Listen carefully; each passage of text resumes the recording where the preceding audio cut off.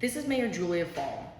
I'm speaking to you from City Hall, which has been my home for the last 5 days since Hurricane Ida hit Lambertville. Lambertville, the devastation that we're experiencing now has been unlike anything that we've experienced before.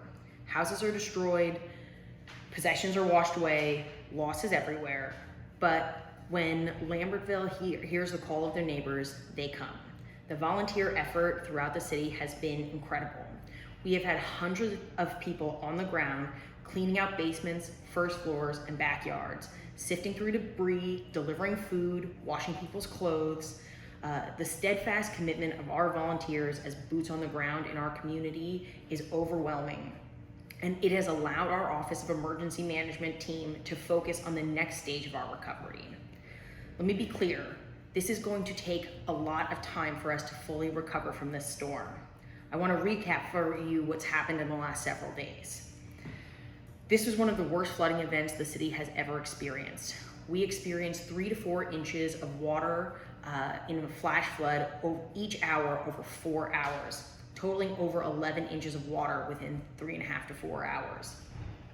We have had about 50% of our homes have some type of water damage in our community. We have hundreds of property with moderate flood damage and an increasing number of properties that have critical flood damage. Because of the work of our first responders, we did not have a single fatality in this community, and I want to take a moment to thank them for everything that they did in the eye of the storm. After the storm, it was my first priority and the first priority of our entire Office of Emergency Management team to address health and life safety issues. We worked with JCP&L to address the power outages. We had over 1,200 power outages in our community.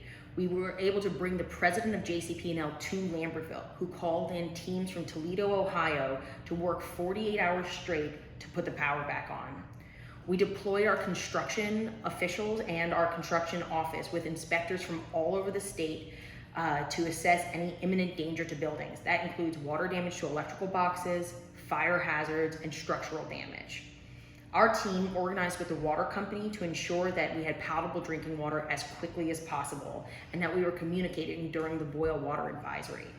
Meanwhile, our entire OEM team, led by Lieutenant Bob Brown, have been mobilizing volunteers to take damage claims and calls, as well as addressing any other constituent needs right here at City Hall.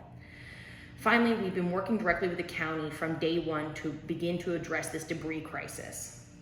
Throughout the last few days, we've done 3 tours with city, state, county, and federal officials, including Senator Cory Booker, Congressman Tom Malinowski, Governor Murphy, and Commissioner Director Sue Soloway.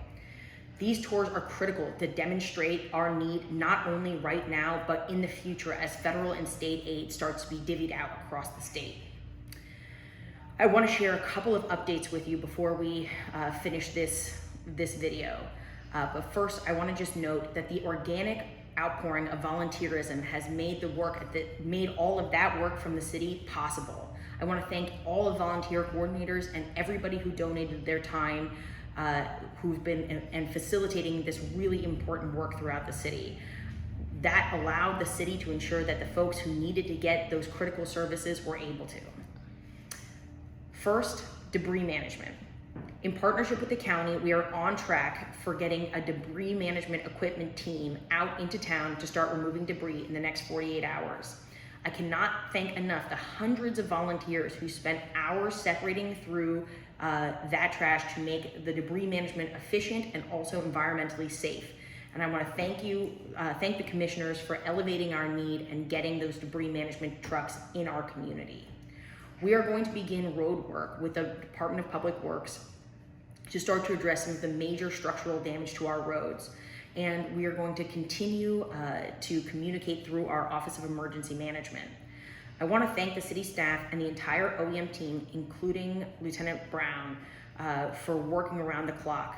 Please stop into City Hall for anything that you need, including damage assessments, housing needs, permits, or anything else. If you are not on the city's listserv, it is critical that you begin to get our updates. We have sent updates regularly since the storm began, and this listserv provides facts to people who need to know what's going on in real time. I appreciate everything that everyone has done in our community. We have rallied together, and we're going to continue to recover as a community. Thank you, and we're all in this together.